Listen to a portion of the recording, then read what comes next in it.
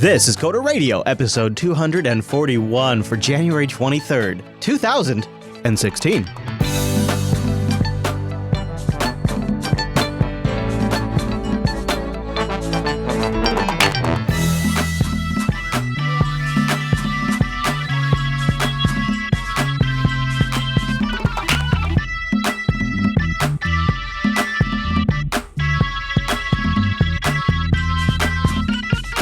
Hi, everyone, and welcome to Coder Radio, Jupiter Broadcasting's weekly talk show, taking a pragmatic look at the art and business of software development and related technologies. This episode's brought to you by our two fine sponsors, DigitalOcean and Scale Your Code.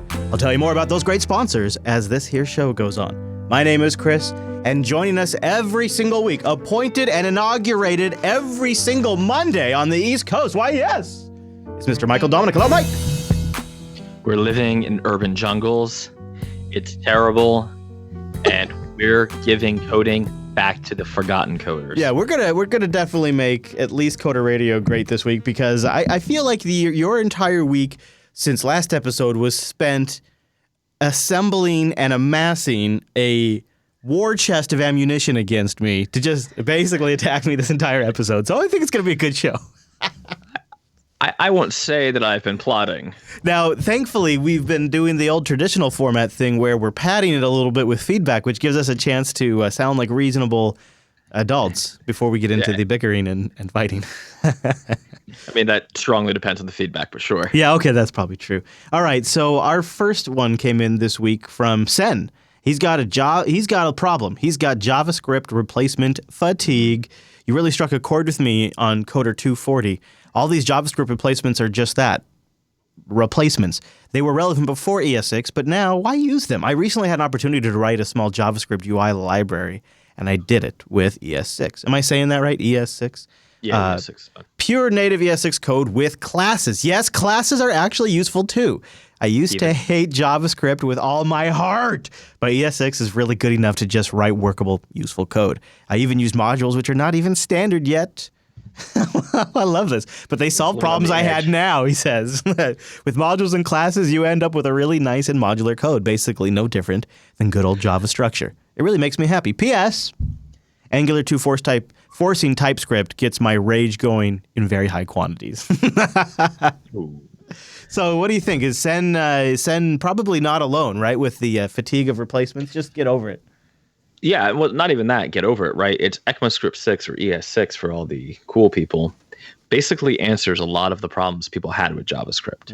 So once you're not maintaining legacy, so, in like 2025, you can just use ECMAScript 6. I will say he has that throwaway comment about TypeScript. I can't help but agree, and I love Angular, but the whole TypeScript as a first-class citizen thing just rubs me the wrong way. It seems like it's solving like 2012's problem. Or somebody else's problems that they really want you to use. That's always what it feels like to me. It's like, was there a business arrangement made here? I'm sure it's not like that, but it feels like No, I don't think it would be like that. I think it's more like Angular is a really big code base. And at the time, there were certainly some advantages of having like the classical inheritance, the type structure, all of the static typing rather. But now looking at ECMAScript 6, it's like, but JavaScript is like JavaScript and it runs natively. And that's, native to the browser, right? Please don't send me your emails about Swift. Swift? Oh, no. You ready to do Peter's email? I love Peter. Peter is a manager who really just wants to code. He says, I'm a quality manager for a manufacturing plant. Recently, I've been put in charge of the database administrator who manages the application side of our system. I'm a technology enthusiast, obviously, listen to this show, and he's an amateur programmer. I don't want my enthusiasm to stifle or annoy them, so I'm trying to listen more and ask questions rather than be directive. What is the best way to manage a solo developer in an environment like a small business where they will be primarily creating a line of business applications? I'm less concerned about code review and things like that. What concerns me the most is how to develop their skills and challenge them. Can you recommend any resources that would help me direct them professionally so they can continue to grow as an application developer? Have either of you been managed by a non-developer? If so, what advice do you have for me? Yes, I definitely have. That's what all clients are. Yeah. Peter. Yeah. Yeah. So here's the deal, right? you can go really far with just some simple stuff. A Jira board or a Trello board, anything that's like a Kanban board where you have tickets on the left, estimates on them, and they move to the right over some period of time. Now, I recommend a week or 2 weeks. Anything more than that, I think it gets hard to estimate with. And you just run sprints, right? You have a meeting on Monday, a meeting on Friday, see where you ended up. I'm fairly against daily stand-ups for management purposes. Though if you want to do them for like informational purposes, that's fine. And I think that's an important distinction because I've worked with a lot of organizations that do daily stand-ups with distributed teams in different time zones. And I always feel bad for the dude in California who like just woke up because it's, 9:00 in the morning. Oh God, that was always the case because nobody on the West Coast is the last to wake up in the U.S. and so everybody's already been at work sometimes for a couple of hours when I'm waking up. Or it can be the opposite, right? If it stand-up's at the end of the day, and I'm like, well, it's 5:30 here, so you're actually annoying me by going on and on and on and on with this call. Yeah, absolutely. Yep. So it's it's one of those things where I just don't think a day is a long enough delta of time to get meaningful stuff done.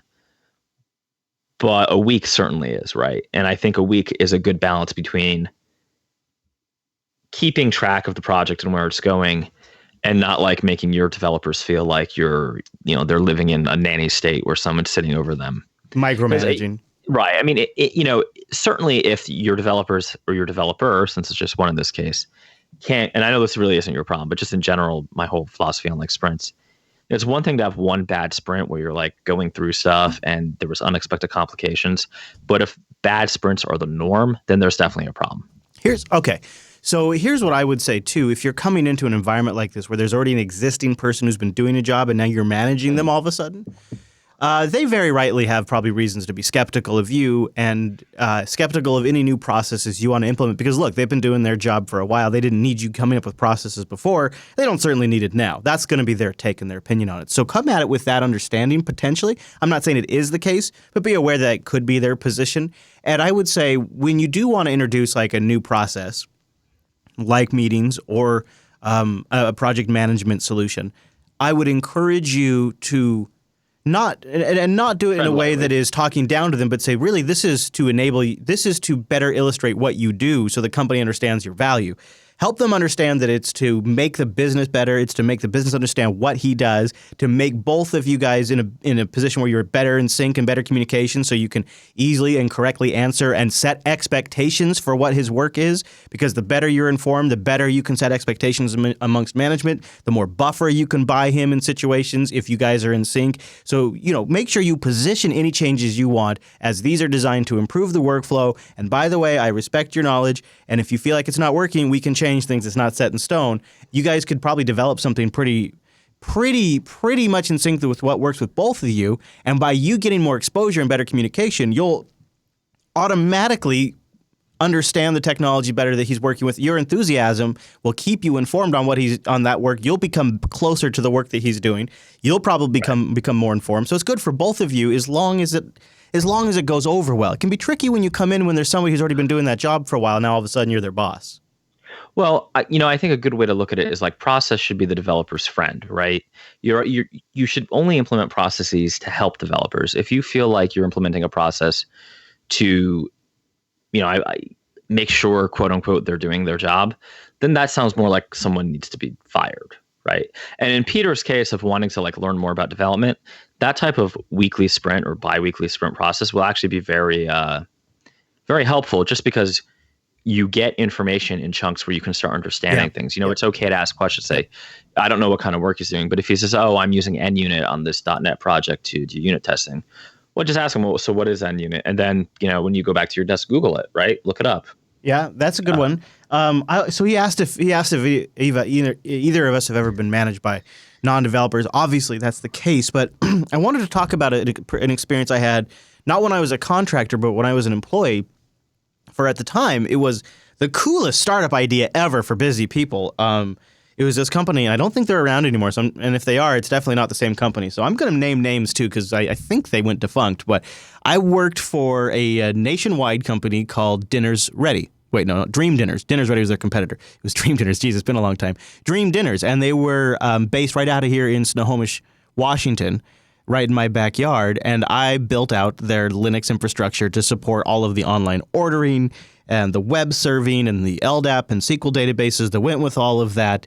And it was a constant growth period for them. We started like in one room with a couple of servers, and within 6 months we had annexed an entire area of the basement and created a data center.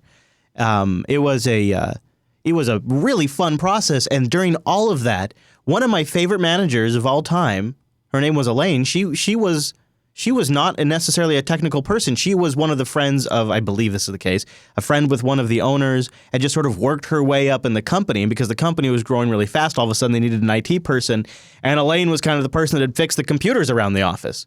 And so Elaine all of a sudden was in charge of IT, and she quickly realized she needed to grow out her IT staff to bring in experts. I was running the back-end stuff. And she wasn't an IT person directly herself. I mean, she could troubleshoot some basic Windows things. But she was able to build a relationship of trust and good, solid communication. And when I told her we're at capacity with these systems, we do need them to spend $30,000, she believed me. And we worked together to create proposals that the owners were comfortable with. And it was more of a collaboration. But she was obviously, she had the final say. And I really liked that relationship. And I never at one time felt it was a mistake by the management to put her in there, even though she didn't have IT experience. But I'll tell you what happened is an efficiency group came in, and they wrote up a whole bunch of recommendations. And one of the recommendations was they replace the IT manager with an experienced IT person. So they brought in a guy from Boeing who I had major personality conflicts with. Not even the least of which was he wanted to replace all of the Linux infrastructure that was in place and working good, and even the code had gone through an audit and came out looking good. It was all PHP based. All came out looking good. Everything was looking good. Performance was good. But this guy back then didn't think that Linux had a future because at Boeing they used Windows in his division, and he said that's a good local company. Microsoft's a good local company. We're gonna go Windows. We're gonna go Exchange. We're gonna go Active Directory. We're gonna replace all of this stuff. And I wasn't having it. I wasn't working. I was no longer in a position in my career where I was converting people from Windows to Linux. I was not gonna go Linux to Windows. I just didn't want to do that work. And so that's when I actually quit and became a contractor and started going around and taking on clients. And that sort of experience where the actual technical person came in and began to run the IT department, it ruined it. We had a whole bunch of people leave. I was one amongst a few guys that left because it was just awful. Our main developer left. Basically, the only guy that stayed was the desktop guy. Yeah, I mean, I've always found that with technical people, particularly on the client side or managers involved in a project, there is non-technical people don't know enough to care how things are done. So they don't have a dog in the hunt. They don't have a side. Right. They don't have a bias. They just want the orders to be processed through the purchasing system, right? That's just an example, obviously. But technical people sometimes have weird hangups about things. I need you to use this specific, library that they love. Yeah. That can get and annoying. When the other thing is when this guy came in, he had his own hardware rep and he had his own licensing reps, which I'd spent years building out these relationships, and then I just had to kick him to the curb. It was rough. Although one quick thing, another great manager I had when I was an employee was a very technical manager. We had a lot of fun. We used to prank each other on Linux systems and all. I mean, so there is the other end of the spectrum where it can also be extremely rewarding to work with a full team that has a complete technical understanding. So it's worth getting up to speed if you have the enthusiasm for it, Peter. Yeah, it could be very fun for you, Peter. So Chris, should we do Patrick's? Because this has sort of been. This is what I think we should. It's Patrick's fault that I basically lost my entire morning. That's all Patrick's fault. It's. Go ahead, Chris. So Patrick sends into the show a way for me to potentially run Final Cut on KVM, using obviously KVM under Linux. I think now Patrick is assuming this is possible, but I'm in the process of looking into it. So you guessed it, you're running Mac OS, either Sierra or El Capitan in QEMU and KVM. And this GitHub page is actually, he linked us to, is the collection of work by a whole bunch of people.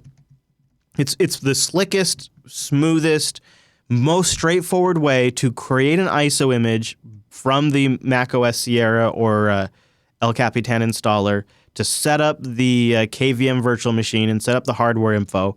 1, 2, 3, 4, 5, 6, 7 different individuals contributed to this guide, and then there's also just a ton of open source code like the bootloader and whatnot that it uses. So you can run Sierra or you can run El Cap depending on what CPU version you specify. And in the instructions, they use El Cap, but it appears to be just a small tweak for CPU model from Core 2 Duo to Penryn if you want to use Sierra. And you go through, they tell you how to set up the hard drives, they go through the whole installation and all of that. The only thing it doesn't tell you how to set up, and it does not appear to be covered in this guide, is how you would do GPU pass-through. It doesn't appear to have full GPU acceleration. I'm not sure about this, so I actually I've been downloading the Sierra installer this morning. I've been setting up my boxes on my machine upstairs because that's what I'll probably use as my front end. So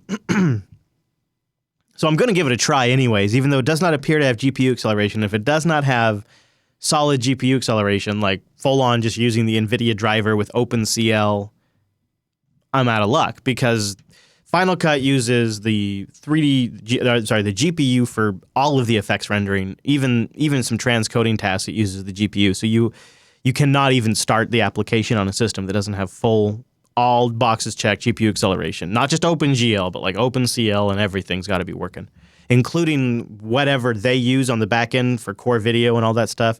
Whatever little registers say everything's good to go have to say good to go, or else Final Cut doesn't even open.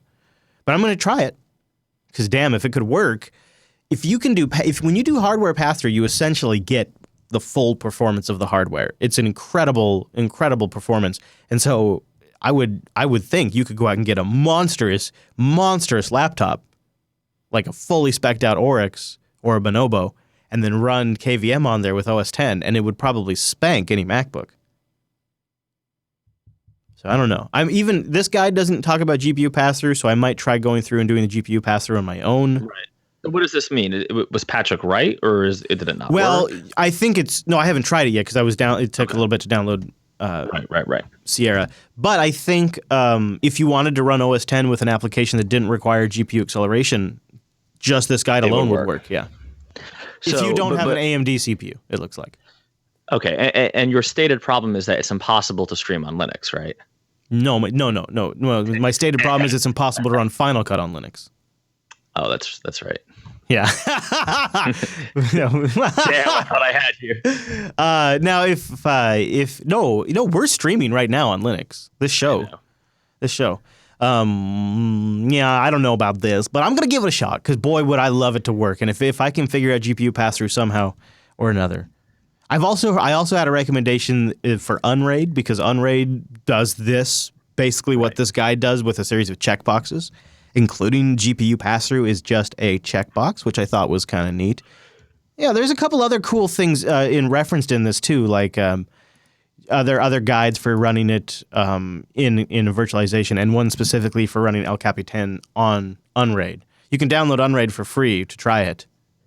And then install. The thing is, it would all have to be portable and all of that stuff. Why don't we get into your adventures, though, in video land? First, though, I'll mention our first sponsor this week, and it is the very clever folks over at ScaleYourCode.com. And boy, are they clever, not just because of the folks behind it, but also because of the people they talk to. It's a resource that surrounds you with industry experts who share their knowledge on scalability, performance, and reliability. You can see how experts run their platforms and get an inside look at how companies grow their infrastructure and solve difficult engineering problems. Go over to scaleyourcode.com, and then right there on the front, they have a spot where you can pop your email address in, so that way you get updates when they have a new interview posted, new tutorials, and things like that. Check out this one that just went live. Stack Exchange Engineering with Nick Craver. He's the software developer and systems administrator for, Stack Exchange. That's amazing. What an incredible resource to be able to talk to, and that's over at scaleyourcode.com. You get access to the interviews and all that stuff. Just sign up right there, put your email address in there, get part of the newsletter when something new. There's also some other great interviews I've talked about previously on the show, so dig through there because there's new ones being added all the time. So go take a look. Oh, I kind of like the idea of just sitting back on an afternoon like on Friday and just watching a few of these. I think that could be super, super time well spent, especially like if I have it on my second monitor while I'm working. Man, that's totally what I'm going to do this Friday. You can learn how others run their tools in production, learn from the mistakes they've made so you don't have to. Go to scaleyourcode.com, sign up, get new alerts about the new interviews and tutorials when they're posted, and learn more at scaleyourcode.com. So nice to learn from engineers directly, not just about the technology that they've implemented, but also about the cultures they've created too, which might be very useful for folks like Peter that just emailed in. Scaleyourcode.com. Okay, Mr. Dominic, so you had some experiences in Linux video land this weekend. What were you doing? What was going on over there? I did. I started a YouTube channel. What? Now, it's not like the webcam show I used to do. Oh. No, I'm kidding. Man, I sunk a lot of money into that, so what the hell? I was expecting some results. Well, I'm sorry. I mean, you didn't get the premium membership. So it is going to be a little more focused on enterprise technology. It's for, obviously, Buccaneer. And the really sexy thing, Chris, is I did all of this on the System 76 Lemur. Oh, really? That's nice. Yes. Did you use any particular fancy software to pull it all off? I mean, how is this? OBS, Open Broadcaster. Oh, yeah, sure. That's what we're using right now to stream this show. Boom. It's all freedom, baby. Wow, that's pretty cool, huh? And were you able to do like screen capture and stuff like that? Like, what did you have going on? I can. I wasn't super prepared, and I kind of started this on a whim, so I did it actually as a live stream in OBS. I was in fact, you can hear there's a mistake I make because I don't realize it's live yet, so I say hello twice. my usual top shelf quality. That's amazing. I love it. That's all the newbie stuff. It's so great. That's so common, though. That's so common. And I will be going live again tomorrow. What? No. Oh, yes. You kid. Also broadcasted from GNU/Linux? Also from GNU/Linux, baby. Yeah. Not even Linux, Linux. That's good. At roughly, I think, 11:30.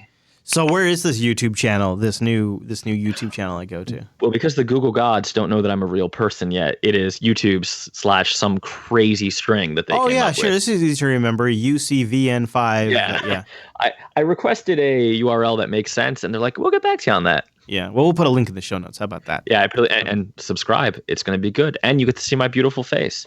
You know what you need is you need some lights in front of your face, but not in front of the camera. You know, like lighting. I immediately noticed that lighting was an issue, and I'm trying to. So there was one problem. I'm worried about performance if I do the screen share and the video because I want to do like picture in picture, which I did figure out how to do, but I'm not. I noticed the YouTube Live. This frame rate's not awesome. Well, that's probably because of low light. Because your camera, when it is compensating for low light, the frame rate goes down. Oh, does it? Yeah. So it's just the room was shittily lighted. Okay. Yeah. So I'm trying to find. There's you know what I would, depending on your setup, it's actually lights like this one that I'm putting up on the stream that are like the paper lamps that can go right on the desk. Those are really cheap and easy ways to get lighting that works nice with webcams, that doesn't make you look super pale, because what the problem is LED and fluorescent, if they're not meant for studio lighting, can make you look like a ghost or a you zombie. have the essence of Dracula going on. Yeah. So these are a little warmer, and because the way the webcam's white balance, it'll probably just look just about right. So these are any kind of like the paper desk lamp, like the ones from IKEA, or you can get them on Amazon. And you know what? If you can put one on each side of the monitor, that's even better. Okay. So I'll have to try that out. Yeah. Awesome sauce. Lighting is the number one thing you can do to make. You can have a like this one's $15, and it's even kind of decorative too because it's got wood. So this is a Oriental original bamboo lamp. So there's all kinds. And then if you have room, you can do like these taller ones. Like this is an IKEA one. It's $23, and if you could put one on each side of your desk or something like that, that would give you a lot of nice warm light. I'll put a link to I'll put a link to the big one in the show notes, just in case other people. It's also nice for photos and things like that. Sweet. Yeah, you want it to look like a nice professional op, right? And I really think you can with good lighting, you'd never really need to go beyond a decent webcam with good lighting. Yeah, I don't think you do. In fact, even the built-in mic wasn't bad. I was surprised how far I got just like unclamshell moding the lemur and going for it. Nice. Yeah. That makes it much more doable when you make it simpler like that. Yeah. It sort of makes it less friction. All right. Well, cool. So we'll have a link to Mike's YouTube channel and also the light that you could get, or get one that goes on the desk, something like that. Yeah, something like that. And then if you want to go really crazy, if you want to go nuts, you could put a Lifix bulb, Lifx, I think it is, in the background. And that it's like $80, $60, something in that range. And it's like a Hue light, but for significantly less money, it doesn't require a hub. And then just a little color in the background really gives you some dimension. Like do I have this shot active right now? No, I don't. I wonder if I could pull up my webcam shot, just that's in the studio right now, because it kind of illustrates the point. Do I have it? Yes. So here, this shot. So you see how this right here is blue behind me? Right. It makes it look so much cooler. And this is a Hue light that I can just sit here with a little toggle and alter the color. And it gives a shot a lot more pop. Right. So it's a real clever, easy hack because it's like one light, right? And you don't have the Lifix ones are super cheap. So yeah, little things. Look at you, fancy. Little tricks with Chris. Little tricks of the trade. Because honestly, I saw today something that blew me away, Mike, and I think it's what you're doing is it might not be directly profitable. It might be even hard to grok the benefit. And it's a huge time investment, so you really got to gauge if it's worth it or not. But holy crap, it's amazing, like the presence on YouTube, the branding and the tone it can set. I'll give you an example. I noticed today that the Miami police force. Hello there. Hi there. Hello there. I'm gonna mute because I don't know how to stop that. Make it stop. The Miami police force has a vlog. The freaking Miami police force has a vlog. With the rising sun, gotta run all day until the running gets done. Morning, everybody. So why do I think this is amazing and great? Because it sets the conversational tone for anybody that's watching this on a regular basis. They get a better understanding and insight into how this police department works, how they work. Now, the vlog is one aspect, is one way to do it. It's something I'm trying right now on my channel. But what you're doing by establishing a channel where you can talk about topics, maybe be seen as an authority if you're covering something technical or you're doing a how-to or walkthrough, it adds credibility when you're dealing with your clients. You can use the YouTube channel once it's well populated as a resource for them. You can refer them to that. You can also cite it as an example of your work. I think it adds a ton of credibility to an organization and a presence online on a very, very active social network, which is YouTube.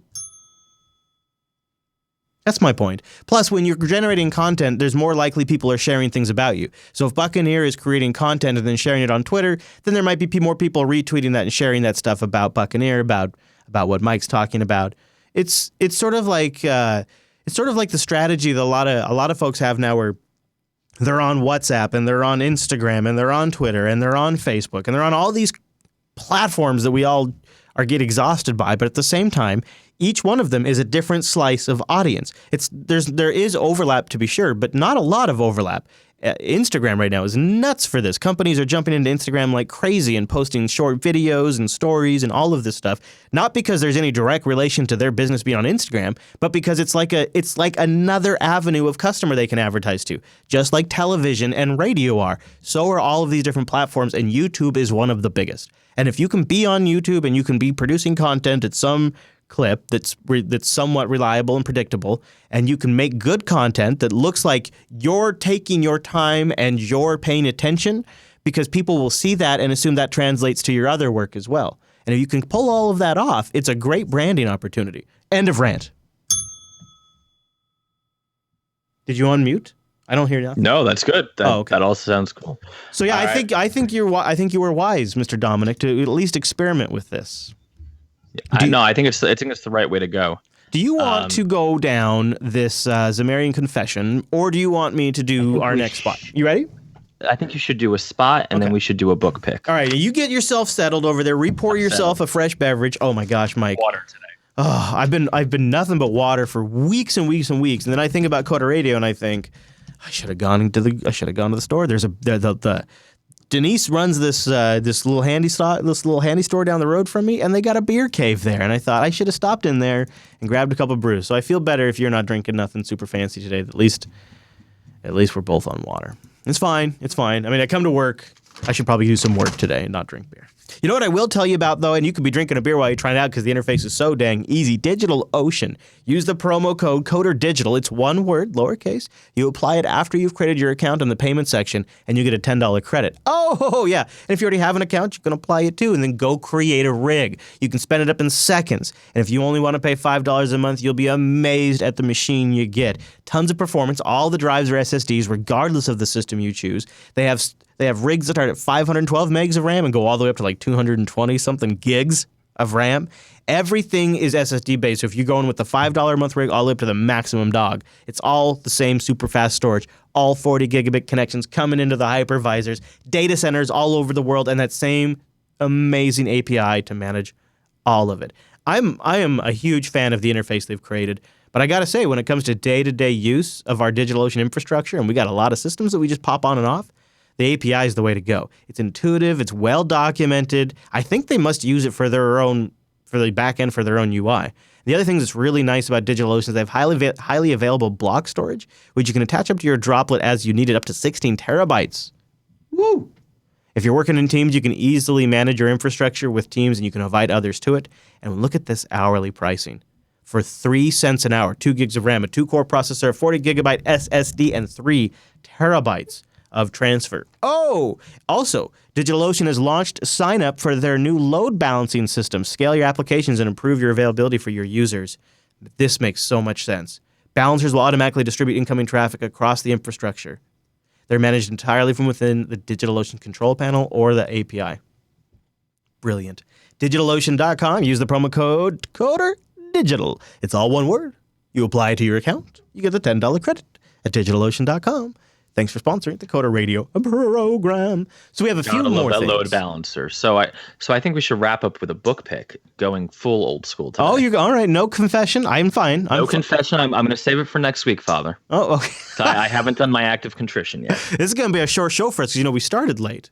We did. I know. Unfortunately, today was a case of the Mondays. That's all right. It's okay because I fully understand sometimes a Monday is a hard day to record. I myself have run into it a few challenges sometimes. I blame those Rabbit Swift developers.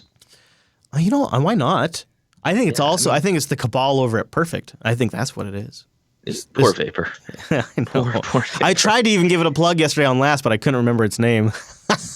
I was talking to somebody like, oh, you mean like Vapor, yeah, it's not a knockoff of Perfect. I was no. That's gotta hurt, guys. Not feeling good about that one. So this is a great book pick, The Imposter's Handbook. I love this book. I just finished it. It's by Rob Connery, who used to do a show whose name I don't remember because I'm a jerk. Huh. Oh my God, he used to run Tech Pub. Oh, okay. Geez, what the hell was the name of his show? That will be a mystery until next week when I look it up. Yeah. Maybe somebody help you and put it in the comments. That'll make it easier. Somebody could help me. That would be great. This is a book designed for anybody who is a developer but doesn't have a CS or mathematics background, right? Okay. Those of us with our medieval literature degrees. It's I'm not kidding. I know. I have to say, I learned a lot. Like, it was really good. I've been doing this for a long time too, and I was like, oh, so that's what those bitches are whining about. That's funny. I mean, a lot of the stuff still doesn't pass the doesn't matter when I have 4 gigs of RAM test. Yeah. Okay. But it's good to know. I mean, it's certainly helpful. I think this is a absolute must read. I would say for anybody, but particularly if you don't have a mathematics background. And, if you're doing front end like web development, app development, yeah, it's going to seem a little, well, why do I care about this? But you're going to care. I mean, it's just helpful. It'll let you stand toe to toe when people try to test you a little bit.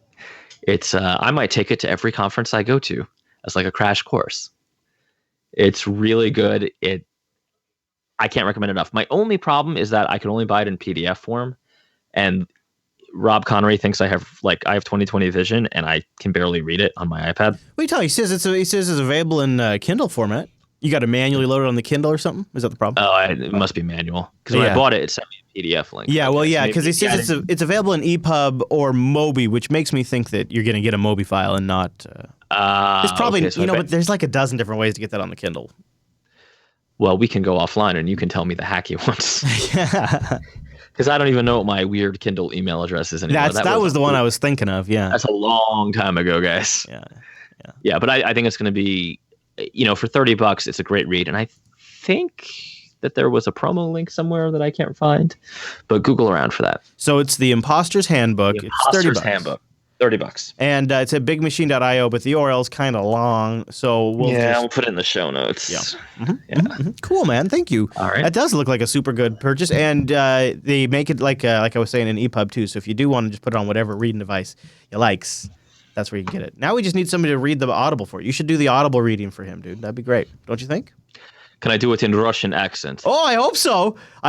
All right. Well, with that filed, we're going to wrap up this week's Coder so Mike can go get back to business. I'm probably going to go do some barbecue because I'm still hungry. But thank you for joining us this week. If you'd like to join us live for even more show, go over to jblive.tv on a Monday. We do it at noon Pacific. You can go to jupiterbroadcasting.com/calendar to get it converted to your local time. Oh, and you want to get in that feedback? We'd love to get your emails and your thoughts in here. Go to jupiterbroadcasting.com/contact. Oh, and content. coderradio.reddit.com. We have our very own subreddit powered by you, where you can submit links and topic ideas. And yes, of course, feedback. You can also find links to Mike in the show notes. Thank you for joining us. We'll see you right back here next week.